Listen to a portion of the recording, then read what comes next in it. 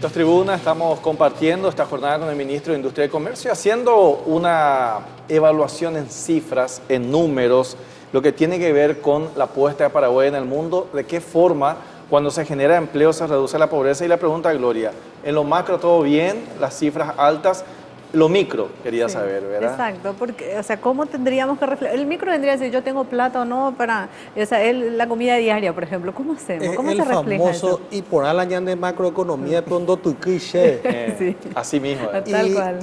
A ver, eso es una realidad. Paraguay basó su estructura económica sobre sectores a los que les va muy bien, pero también con unos sectores olvidados históricamente donde hay mucha pobreza. No es ningún secreto que hay departamentos que son muy pobres. Tampoco es secreto que Central, Alto Paraná y Itapúa les va súper bien. Si uno aísla eso de Paraguay, tienen $10.000 per cápita y el promedio del país es 5.000. Pero el gobierno tiene dos alternativas allí. La primera, que es la que siempre sostuvimos, es abrir y dejar que la economía lleve su curso y tome su virtuosismo. Eso no va a ser tocado. Y donde el gobierno sí pudo afectar el bolsillo del día a día, ha intervenido. Voy a pasar revista a un número de acciones que tomamos. En primer lugar, la intervención del sector de combustible. El combustible no iba a bajar a pesar de que el precio mundial bajó si el gobierno no intervenía, y el gobierno expuso los márgenes, y creo que hoy tenemos un sector de combustible donde todos somos beneficiados. El gobierno va a intervenir y va a jugar fuerte el partido del gas, porque vemos que el gas puede bajar para las familias paraguayas sin afectarle a nadie. El gobierno pasó el decreto 1056. El decreto 1056 es un decreto que permite que la pequeña agricultura familiar le provea a las gobernaciones y al Estado de productos para su merienda. Esas cosas no pasaron. Yo participé personalmente en un proceso que duró muchísimo para convencer a la gente de contrataciones públicas para que en vez de comprar frazadas chinas, los institutos penales compren frazadas que hacían las artesanas de Carapeguá. Eso es bajar la macro a la micro. Nosotros estamos trabajando mucho en la integración de los, llamarle los excluidos o los menos favorecidos con la bonanza de algunos sectores. El Ministerio de Industria y Comercio este año va a poner en manos de 82 asociaciones de microempresarios de diferentes sectores, olerías, panaderías, carpintería, agroalimentario, maquinaria para que ellos puedan producir más. Ejemplo, la olería X, hicimos una en Concepción, otra en Villa Florida, en Tomatí, en Iraroaná, en Canindeyú. Ellos hacen ladrillo utilizando un caballo que da la vuelta y les sirve como fuerza motriz para mezclar su barro. Nosotros como ministerio les dimos unas mezcladoras y unas fábricas de ladrillo, unas máquinas que escupen básicamente los ladrillos. Van a pasar de 1.000 ladrillos por día a 8.000 ladrillos por día. O sea, ese señor que trabajaba 12 horas al día, en vez de vender 1.000 ladrillos, va a vender 8.000 ladrillos con su mismo sudor. Y eso es afectar desde el lado del gobierno políticas para que le sobre más plata en el bolsillo a la gente. ¿Vamos a llegar a todo? No vamos a llegar a todo, pero estamos haciendo y creando una conciencia de que el que trabaja le tiene que ir mejor. Sí es cierto que queremos tener mayor protagonismo en que las microempresas le puedan vender más al Estado. Nosotros vimos un modelo interesante en Ecuador.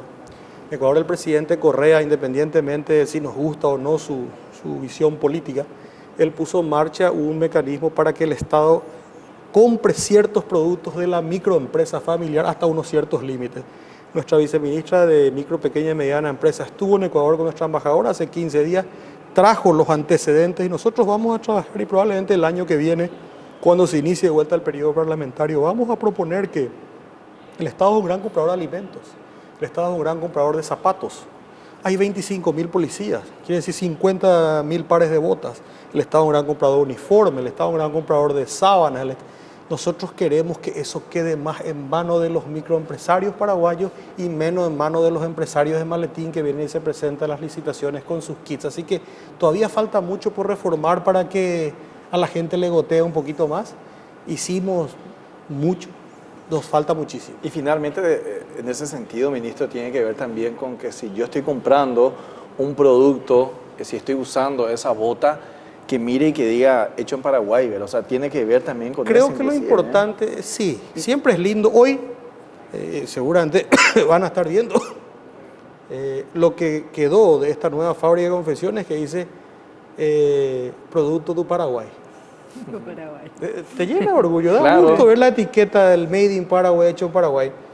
Sí es importante que la bota sea hecha en Paraguay, pero más importante es que la bota sea de buenísima calidad También. y que encima tenga mejor precio de lo que estamos Así comprando. mismo. Porque tenemos que recordar que la competitividad, yo no puedo forzar al Estado a comprar esta botella, que es igual a esta, más caro que esta. Sí. En todo caso, tengo que tratar de que este sea mejor al mismo precio o que sea igual a menor precio. No perdamos de vista ello, no por ayudar nosotros vamos a distorsionar los mercados. Y a subsidiar todo. Cierto, yo sí creo y veo, y mira que estamos en contacto con paraguayos y paraguayas de todos los rincones del Paraguay. El paraguayo es capo, es vale, sabe trabajar. Entonces, lo que nosotros tratamos de es, sigamos con esta cultura del trabajo, no te desanimes, no vaya a dejar que el vivo nomás, que siempre alardea de que es el que gana la plata, sea el que sea el héroe de la jornada. Y por último, vamos a darte un poco más de herramientas para que tus horas de trabajo te rindan más. Aparte, yo creo que hay una cultura que es también importante. No es un detalle menor, por ejemplo, que hoy todos vamos a recordar que antes decíamos la carne argentina era la mejor. Y soñábamos con comer un buen Es muy corte. buena la carne argentina, pero la Claro. carne paraguaya no tiene nada que envidiarle. Hoy, por ejemplo, o sea, las elecciones son absolutamente nacionales. Otro tema, el sector lácteo. No tiene nada que envidiar Nada. a la Argentina. Y hace poco, ni siquiera estábamos hablando de 10 años, menos inclusive. Ese era, digamos, tipo la panacea hoy por hoy, y eso demuestra que productos nacionales pueden ser muy apreciados. Es que yo creo que nosotros tenemos todavía un ejercicio de, creo que un poquito más de generosidad en lo político. No todo lo que hizo el gobierno anterior estaba mal y no todo lo que hacemos nosotros está bien. Empezar a ser menos dañinos con nosotros mismos y analizar las cosas como son, objetivamente, fríamente. Nosotros vamos a seguir esforzándonos en que este siga siendo un país de oportunidad. Vamos a seguir esforzándonos en que si hay que reformar los marcos laborales o de incentivos o de impuestos, sea para mejor, sea para que haya más trabajo. La lógica te dice que en la medida que, y esto decía Felipe González, el expresidente de gobierno de España, 14 años fue presidente del gobierno español, viene del Partido Socialista Obrero Español y dice, miren, cuando uno está sentado en la silla de jefe de gobierno, lo que más quiere es empleo para la gente, porque el mejor programa social es el empleo digno. Pero si tanto queremos empleo, ¿por qué entonces no nos preocupamos de cuidarle a los que proveen el empleo, que son los que invierten? Entonces yo creo que tiene que haber un justo equilibrio entre un salario mínimo digno, una organización sindical lógica que propenda a que haya cada vez más empleo y no que haya menos empleo, un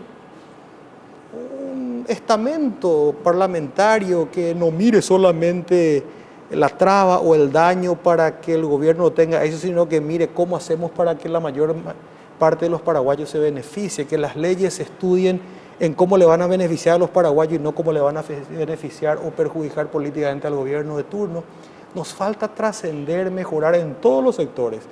Y nosotros mismos, yo siempre digo, somos unos grandes autocríticos, estamos contentos con lo que hicimos, estamos satisfechos con el esfuerzo que hemos puesto. Paraguay es un país de tremendo potencial, nos falta tanto, nos falta mucho que hacer como gobierno. Pero también quiero celebrar algunas cosas. Las últimas hordas de paraguayos que fueron pagados por el gobierno a estudiar a Europa, ¿cuándo fue? Ustedes que son Carlos Antonio López. 1842 a 1862. 170 Este gobierno años. por primera... Y no es que antes no había la plata, no es que antes no se podía hacer. La Universidad de Harvard está ahí hace más de 200 Claro. años. Es la voluntad. Entonces, yo creo que se están dando ciertas señales. ¿Por qué hoy no celebramos que hay 200 escuelas donde los chicos de 3 y 4 años hacen educación inicial cuando antes no había? Y a lo mejor el próximo gobierno va a tener que hacer 2.000 para llegar a las 10.000. Y no tenemos que preocuparnos si ese otro gobierno va a tener rédito político, porque el rédito no es político, el rédito es para ese niño que ganó 2 años de educación y para esa madre que ganó que su hijo está en la escuela en vez de tener que estar cuidándole o preocupándose. Entonces, hay cosas que tienen que trascender lo político, que tienen que ser políticas de Estado. Y yo creo que alguito hemos empezado nosotros y lo que se empezó antes, que tiene que ver con la estabilidad macro, nosotros tenemos que estar comprometidos en sostener y seguir adelante. Cuando se habla de economía siempre también uno de lo que se ha hablado mucho en este gobierno es la alianza público-privada. A 2 años, ¿qué podemos decir? Yo creo que el mensaje que hace el presidente Cartes al Congreso el 1 de julio pasado fue una de las mejores piezas de estadismo. Él dice, señor, vamos a hacer un análisis frío. No yo, todos los gobiernos anteriores y este. Si seguimos como estamos, vamos a seguir pobres. Y es simple, dice él, porque la inversión, que es más o menos 1.800 millones de dólares sobre un presupuesto general de todo el Estado de 14.000, y no va a alcanzar nunca para hacer infraestructura y para hacer salud y educación. Entonces tenemos que decir, ¿qué vamos a hacer? Lógico que vamos a optar por lo social. Ok, vamos a optar por lo social. Entonces, ¿quién va a hacer la infraestructura?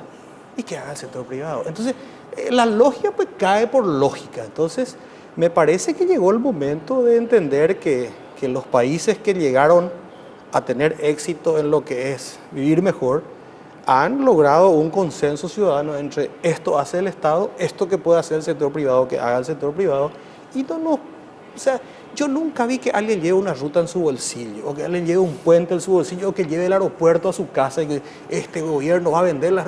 Nadie puede